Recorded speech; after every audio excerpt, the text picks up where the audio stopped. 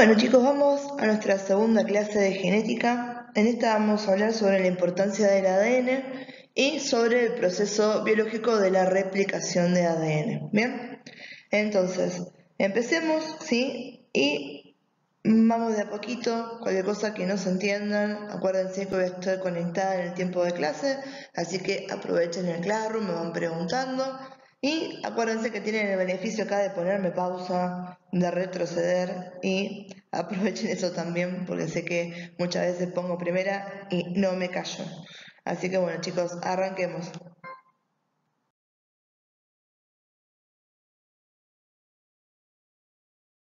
Bien, el título de esta sección es la importancia del ADN, ¿bien? Y no quiere decir que el ARN no nos sirva, no quiere decir que el ADN, ¿sí? Es el que tiene la información genética, por lo tanto, cuando nosotros queremos buscar qué características tiene el organismo, ¿sí? O queremos replicar eso, nos vamos a enfocar en el ADN, ¿bien? Este señor que están viendo acá se llama Frederick Griffith, ¿bien? Es un científico que él estaba trabajando con cepas de la neumonía, bien, creo que fue en la Primera Guerra Mundial, si no me equivoco. Y él está trabajando con dos cepas, ¿sí? Una cepa S y una cepa R. La cepa S era virulenta, quiere decir que las personas que se enganchaban a esta cepa de la neumonía se morían. La cepa R era inofensiva, entonces no terminaban afectando al organismo. ¿Bien? Lo que veía era que las bacterias que causaban esta neumonía, ¿sí? Las de la cepa S tenían una capa de proteínas y azúcares, que era lo que hacía que se volvieran malas, virulentas. Mientras que las de la cepa R no tenían esta capa proteica y de azúcares, por lo tanto, nuestro sistema inmune podía responder a ella. ¿Bien? Cuando actuaba la cepa S, ¿sí? Veíamos que era letal y que había presencia de células vivas en los cadáveres, que quiere decir que yo examinaba el cadáver de una rata a la que le había inyectado, ¿sí? La cepa S y todavía podía encontrar células de esta bacteria, ¿sí? Seguían activas incluso cuando el huésped había fallecido. En cambio, cuando hablábamos de la cepa R, fíjense que estamos hablando que ahí el sistema inmune arrasaba con estas amigas, veíamos que no encontrábamos células vivas luego de la inoculación. Entonces, en este caso de la ratita, yo la miraba y no había ni indicios de que yo le había inyectado la cepa R. ¿Bien? Entonces, Frederick Griffith estaba trabajando con estas dos cepas, ¿sí? Estaba haciendo, nombré las ratas porque estaba haciendo un experimento con ratas. ¿Bien? Vamos a la diapositiva siguiente y vamos a ver de qué se trataba ese experimento. Bien, antes que nada volvamos a tener estos conceptos. Las células S o la cepa S eran la cepa virulenta, la mala, la asesina. Y las células R o la cepa R eran las inofensivas. Bien, entonces acá eran los que estaba haciendo Griffith con las ratitas. ¿Sí? Agarraba una ratita, la inoculaba con las células S y lo que veía era que el ratón se moría. Se morían, ¿sí? Porque la cápsula esa que tenía, sí, patogénica, la protegía del sistema inmune. Cuando hacía lo mismo con las células R, el ratón vivía, el ratón, ¿sí? Sano, porque la cepa que no tenía esa cápsula era completamente inofensiva. ¿Bien? En el siguiente paso, lo que hacía Griffith era inactivar a esas células de la virulenta, las células S con calor, e inocular al ratón. Y cuando las inactivaba por calor, ¿sí? Lo que veía era que el ratón estaba sano, porque al haber inactivado las bacterias se volvían inofensivas. ¿Bien? Ahora, en el último experimento, ¿sí? En el cuarto, él lo que hacía era inactivar a las células S, ¿sí? Con calor, pero mezclarlas con células R vivas. ¿Bien? Cuando inoculaba al ratón con esto, el ratón se terminaba muriendo. Pero dice, pero escúchame, ¿cómo puede ser?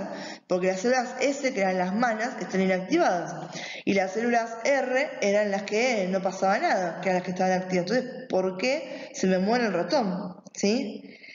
Y lo que se descubre cuando se analizan las células que estaban en el cadáver era que había células S vivas. Entonces, ¿cómo puede ser que hubiera células S vivas? ¿Bien? Y lo que se descubrió es que había un elemento transformador. En este momento, sí, hoy en día conocemos que eso era el ADN. Acá no se sabía, entonces se nombraba elemento transformador.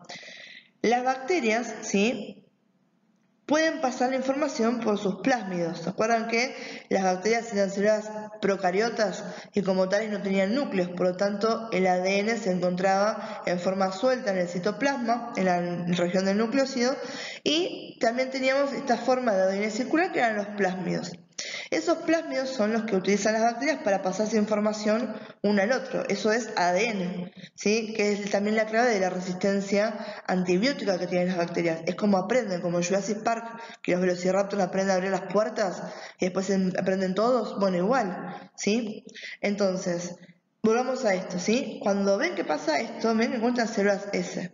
Bien, cuando lo analizan, lo que ven es que las células que había R aprendieron a ser patogenias porque al haber inactivado a las células S con calor, bien, volcaron su ADN a esta mezcla en la que estaban las R. Y esas R lo captaron, bien, y lo hicieron propio. Aprendieron a ser patogenias. Aprendieron a hacerse la cápside que las protege el sistema inmuno, a volverse patógenas y a tener ese efecto letal en el ratón. Bien.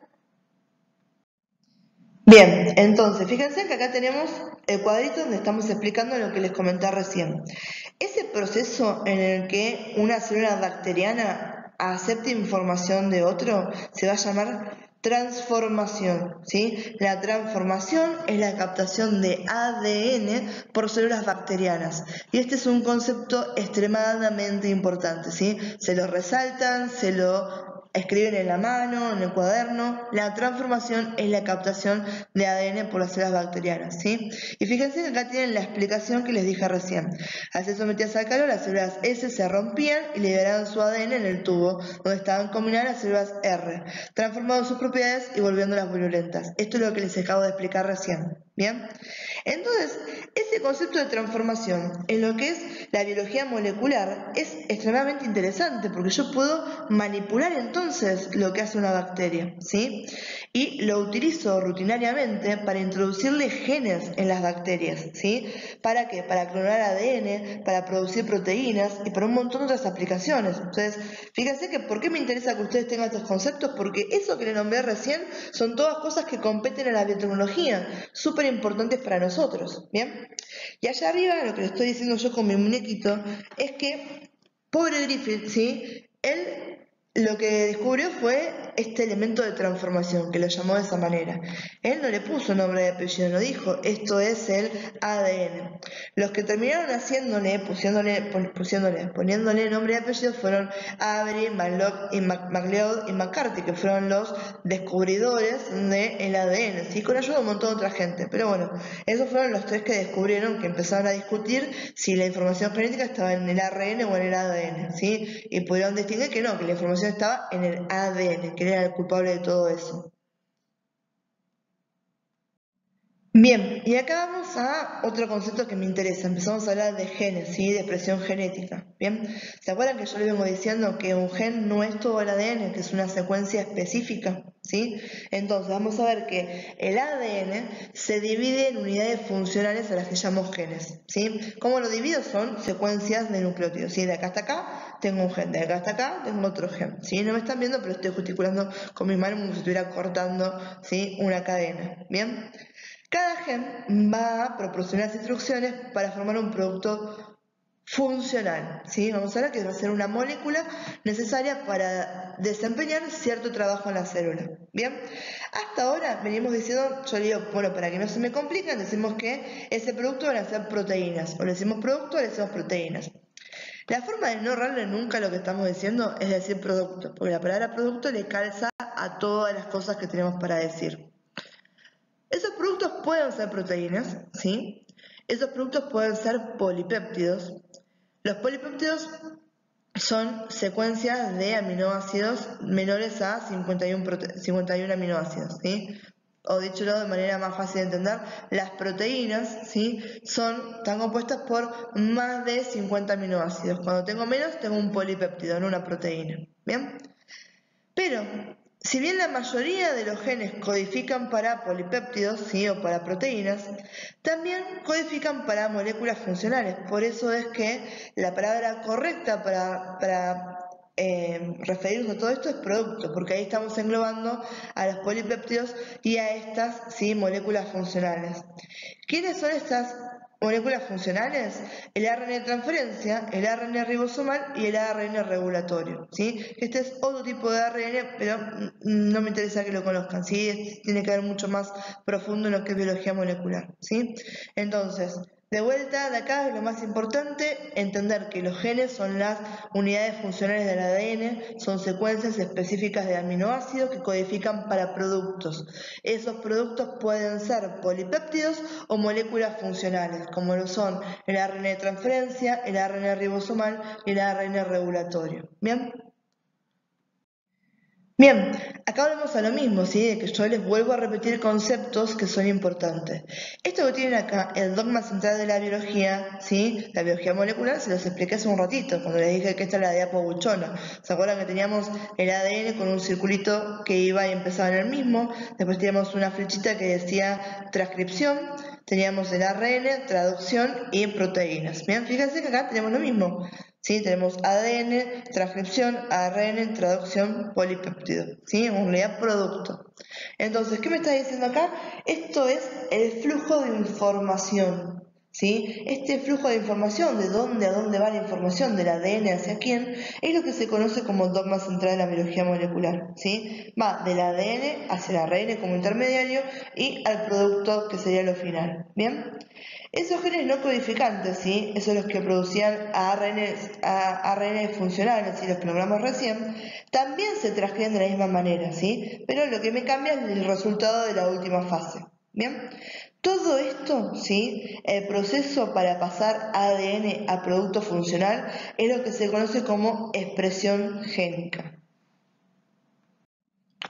Este es otra diapositiva donde tenemos lo mismo de diferentes maneras, ¿sí? Se quedan con el dibujito o el cuadrito que más les gusta, ¿sí? El que entiendan mejor. Entiendan mejor el de izquierda, entiendan mejor el de la derecha, no hay ningún problema, ¿sí? Son los dos lo mismo. Bien, y ahora sí, empecemos con lo que es la replicación. Acuérdense que este proceso es un proceso semiconservativo que va a competir a todo el ADN. Esas dos palabras, semiconservativo y total, o sea, todo el ADN, es lo que tienen que tener en mente antes de seguir hablando de todo esto, ¿bien? Bien, empecemos entonces con replicación del ADN, ¿sí? Vamos a decir que es un proceso semiconservativo que es necesario para que las células puedan llevar a cabo la división celular. Si yo voy a dividir como célula y tengo que conservar la información genética, no la puedo partir en dos y darle mitad y mitad a cada una. Tengo que poder darle lo mismo a cada una de mis células hijas. Acuérdense que decíamos que el resultado de la mitosis eran dos células hijas idénticas a la madre e idénticas entre sí. Para que esto sea cierto, ¿sí? Ese ADN se tuvo que haber duplicado, ¿bien? Para eso que tenemos la replicación, ¿bien? Antes de que se pueda hacer, ¿sí?, la replicación, vamos a ver que las dos hebras de ADN las voy a tener que separar, porque están todas unidas por sus bases complementarias, ¿sí? Y si yo no las separo y no las puedo usar de molde, no tengo forma de sintetizar la nueva hebra, ¿sí? Entonces vamos a ver quién es la enzima que da comienzo a todo este proceso de replicación. Ahora, con todo este tema que decimos que es semiconservativo, ¿sí? ¿Por qué semiconservativo? Porque cada nueva hélice que se va a sintetizar va a unirse a una cadena parental, o sea, lo que va a ser la cadena molde. Por eso es semiconservativo. Una parte es vieja, una parte es nueva. Siempre tengo parte del padre, ¿sí? Y una cadena de síntesis nueva, ¿sí? Entonces, de mis dos hebras de ADN las separo, obtengo dos cadenas de ADN nuevas, ¿sí? Por eso tengo uno, ahora tengo dos, tengo cuatro, tengo 8, ¿sí? Siempre es exponencial en ese sentido, ¿bien? Y lo que vamos a ver es que va a haber un montón de proteínas asociadas a este proceso, ¿sí? Que me van a ir a mediar cada una de las etapas que son necesarias para obtener, ¿sí?, una nueva cadena completa de ADN, ¿bien? Acá tienen un dibujito que les está mostrando, ¿sí? Fíjense, a ver si agarro mi famoso puntero láser. Acá estamos. Este que está acá es el ADN parenteral, quiere decir, esta es la hebra de ADN original, ¿sí? Con sus dos cadenas, ¿sí? Complementarias. Bien, acá en este lo que tenemos es una separación, ¿sí? Esta es una la parental, esta es la otra parental, y las que están en rojo son las nuevas bases complementarias de nucleótidos que se están sintetizando, ¿sí? Y acá tenemos el resultado, ¿sí? Fíjense que tenemos dos, ¿sí? Nuevos hebras de ADN, una con la parental y la sintetizada nueva. La sintetizada nueva y la hebra parental, ¿sí? Entonces tengo de una madre, tengo dos moléculas hijas idénticas entre sí e idénticas al original. ¿Bien? Este que está acá es el mismo dibujo, ¿sí? Pero en vez de estar expresada con una partecita, están viendo cómo se abre, se separan y se empieza a sintetizar las dos nuevas hebras, ¿sí? Las nuevas cadenas de ADN. ¿Bien? Bueno, dijimos recién que teníamos que tener una proteína, ¿sí? Alguien que me separara esas dos hebras de ADN para poder empezar con este proceso, ¿sí? La que empieza este proceso, la enzima que empieza esto, va a ser la ADN helicasa, ¿sí? Esta va a romper los puentes de hidrógeno entre los nucleótidos, ¿sí? De bases complementarias y empieza a separar las dos cadenas que tengo de ADN, ¿sí? En ese punto de separación se forma una horquilla de replicación. ¿Por qué decimos que se forma una horquilla de replicación? Porque este proceso se lleva a cabo en toda la cadena del ADN, ¿sí? Por lo tanto, va a estar haciéndose en simultáneo en un montón de lados al mismo tiempo. Cada globito donde empieza a hacerse estas síntesis, ¿sí? De la nueva cadena de ADN va a ser lo que se llama una horquilla de replicación, ¿sí? Entonces, mientras la ADN helicasa va desenrollando, me viene separando lo que son las dos hebras de ADN, yo voy a tener que hacer algo para que esas bases complementarias, ¿sí? Que todavía no se sintetizó la nueva, no se me vuelvan a unir entre sí. Entonces necesito los que se llaman proteínas de unión a cadena sencilla. Que yo cuando tengo el pizarrón siempre les digo es como que uno está poniendo un clavito, tácate, tácate, en cada una de estas hebras de ADN que están separadas. ¿Para qué? Estas proteínas de unión a cadena sencilla, que quiere decir se me están uniendo a una cadena individual de ADN, ¿sí? Cadena simple, cadena sencilla. ¿Sí? Lo que hacen es evitar que las bases se vuelvan a parear, no me dejan que se me vuelvan a unir las bases por complementariedad, porque acuérdense, ahí tengo que sintetizar una nueva cadena, si se me vuelve a unir, se me vuelve a pegar, no tengo chance de crear nada nuevo. ¿Bien? Entonces, fíjense, ¿se acuerdan que recién dijimos se forma una horquilla de replicación? La separación de las cadenas complementarias se produce en las regiones de ADN que se llaman orígenes de replicación. ¿Sí? Yo tengo siempre muy bien armado dónde van a empezarse a hacer esas nuevas horquillas de replicación. ¿Bien?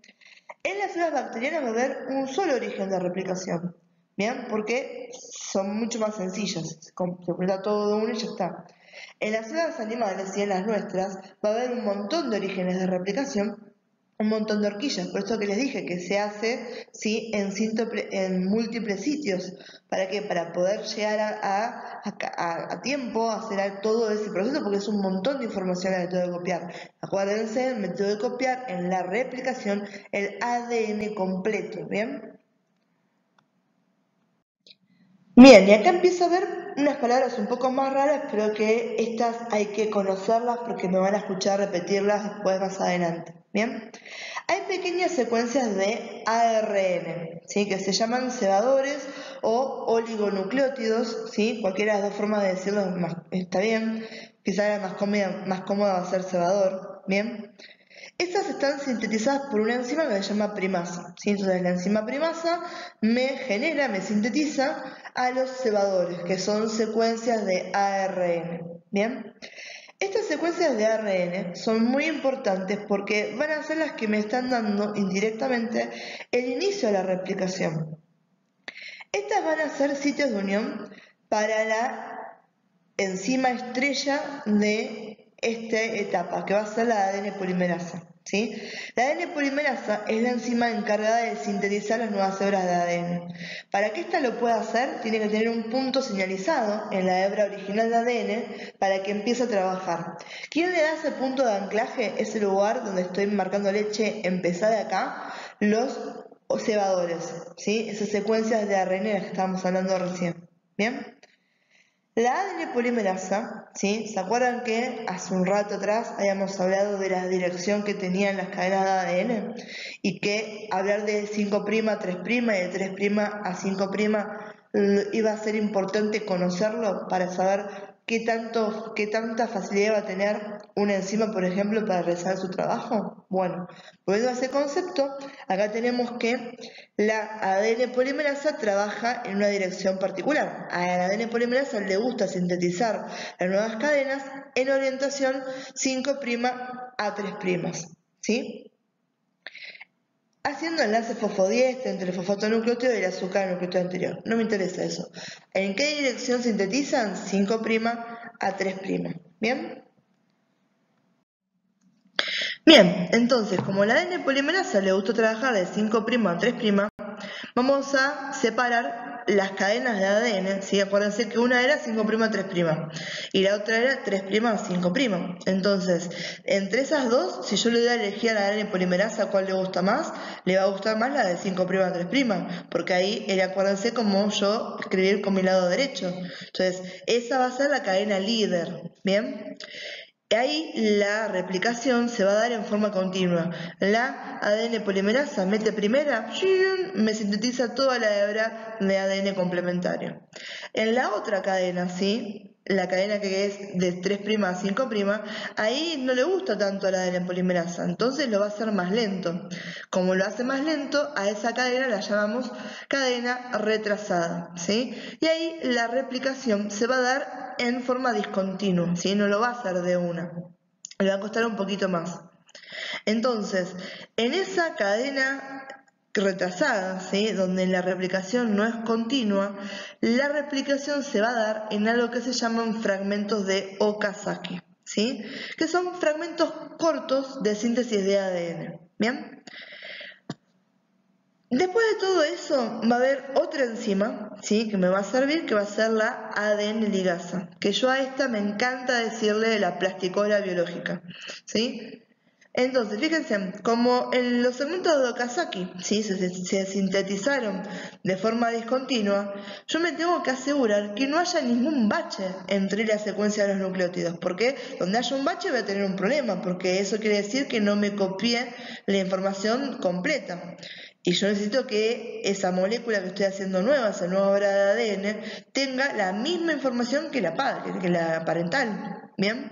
Entonces, la ADN ligasa es la que me cataliza los enlaces covalentes entre los fragmentos de Okazaki en la cadena retrasada, para garantizarme que no haya espacios, que no haya huecos entre los esqueletos fosfodiésteros, o sea que todos los nucleótidos de la nueva cadena estén unidos entre sí, estén enlazados químicamente. ¿Bien? Como último paso, ¿se acuerdan que habíamos tenido a los cebadores, que eran los que decían, che, ADN polimerasa empezó a trabajar acá? Cuando yo termine de hacer todo, esos cebadores los necesito rajarlos, ya está, salí de acá, no te necesito más. Entonces, el último, ¿sí? de los pasos, ¿sí? va a ser eliminar a los cebadores, ¿sí? y sustituirlos por la ADN polimerasa. Bien, y acá lo que tienen, sí, es todo el proceso que les acabo de comentar recién en forma de gráfico. Bien, voy a agarrar mi puntero de enlace para que lo veamos de vuelta y esto nos sirva quizás de diapo buchona, diapo de resumen, como me gusta decirle a mí. Bien, entonces, ¿cómo empieza este proceso que es la replicación? Punto número 1, la ADN helicasa desenrolla la doble hélice parental, ¿sí? Entonces acá me meto ahí y empiezo a abrir el cierre porque quiero tener, ¿sí? la posibilidad de sintetizar una nueva cadena, ¿sí? Lo segundo que tengo son las proteínas de unión a cadena sencilla. Estas proteínas que se van a unir a cada una de las cadenas simples que acabo de separar y que van a evitar que se vuelvan a unir estas dos cadenas que quiero separar por complementariedad de base, ¿sí? La tercera cosa que tengo acá, ¿sí? es esa división que teníamos entre cadena líder, que iba a ser de síntesis continua, y la cadena retrasada, que iba a sintetizarse en esos fragmentos que van a ser los discontinuos, que eran los fragmentos de Okazaki. ¿Bien?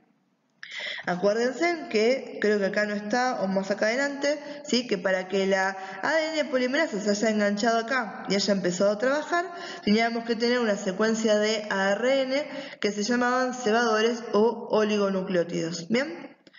Entonces, yo tenía eso, la ADN polimerasa se empezaba a trabajar, a ella le gustaba trabajar en dirección 5' a 3', ¿bien? El otro punto que tenía era que necesitaba también sintetizar en la cadena que iba a ser la retrasada, incluso cuando a la ADN polimerasa no le cope mucho trabajar de esta manera, ¿bien? Fíjense que acá me lo está haciendo de forma discontinua, ¿bien? Ah, y acá está el cebador, no lo había visto, acá estamos, ¿bien? Fíjense que este le está dando el lugar para que esta empiece a sintetizar, empiece a trabajar, empezar a elaborar desde acá para allá. Y esta, la primasa, era la que sintetizaba a los cebadores, ¿bien? Entonces la primasa sintetiza el cebador, que este es ARN, ¿sí? Y el cebador le da el punto de anclaje a la ADN polimerasa para que ésta empiece a sintetizar la nueva hebra de ADN, ¿bien? Entonces, acá lo que tenemos, ¿sí? Son los fragmentos de Okazaki. Entonces, fíjense, en la hebra retrasada se sintetiza de forma discontinua, ¿bien? Y por último, ¿sí? Cuando yo ya estoy terminando, estoy teniendo mis dos cadenas completas y ya me repliqué todo el ADN, lo que tengo es separar al cebador y sustituirlo por la ADN polimerasa, ¿bien? Sustituyo por ADN polimerasa y después tengo a la ADN ligasa, esa plasticola biológica que es la encargada de que no haya fragmentos, ¿sí? Que no haya huecos en la síntesis de las dos hebras de ADN. Al finalizar todo este proceso, lo que voy a tener son dos cadenas de ADN, idénticas entre sí e idénticas a la parental, ¿sí? Van a estar constituidas por una hebra que va a ser igual, va a ser a la original, la parental, y una hebra de nueva síntesis. Por eso decimos que la replicación es un proceso semiconservativo, ¿bien? Bueno chicos, eso fue todo, ¿sí? Creo que son como 26 minutos, así que estamos como lo que hubiera sido una clase entre poner el presente, el proyector y todo. Así que bueno, creo que es suficiente quema de cerebro por hoy con esto. Ahora les voy a subir, no me acuerdo si yo tengo hecho los parcelitos por clase, por PowerPoint, o si los tengo hecho por primer parcial y segundo parcial. Si los tengo hecho por PowerPoint, ¿sí? Entonces les voy a traer el que ya está subido y se los voy a poner acá para que vean cuál es el cuestionario de repaso. Y si los tengo hecho por primer parcial, ahora se los separo y se los subo con respecto a cada clase para que ahí tengamos lo que sería el combo completo. Ustedes tienen el material que es el PowerPoint, me escuchan a mí explicarle el material y tienen los parcelitos para reforzar los conceptos. ¿Qué es eso? Acuérdense que yo el parcelito no es que les voy a tomar exactamente lo mismo al momento de evaluarlos en el parcial y el segundo parcial y el final. Pero si ustedes me resuelven el parcelito, quiere decir que al momento de presentarse al parcial tienen los conceptos principales, básicos y de necesidad resueltos. Bien, entonces la idea de los parcelitos es eso, ¿sí? Son para ustedes, para que se den cuenta si realmente entendieron los conceptos, para que despejen dudas. Bien, así que buenísimo chicos, aprovechen eso, aprovechen esta herramienta que es el Classroom para tirar todas las preguntas y las dudas que tengan, que saben que a mí eso no me molesta, si no se queden con dudas, más ahora que la interacción que tenemos es virtual, bien, que no tenemos un cara a cara en el momento para darnos cuenta qué es lo que está fallando. Así que aprovechen los comentarios, bien. Y bueno chicos, me despido hasta la siguiente clase que les grabe de esta manera si a todos les resulta útil. Bien, chau chau.